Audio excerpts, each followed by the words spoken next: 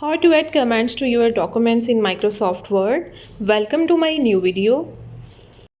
In this video, I will let you show how you can add comments to your document in Microsoft Word, just the way you are looking on screen. So first of all, you will select the part where you want to enter the comment. Then you will right click on it and a window will open and you will select last option, new comment.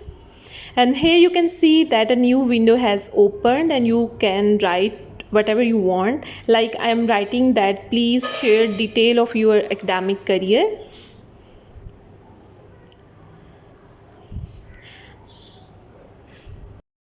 After adding comment, please don't forget to press enter.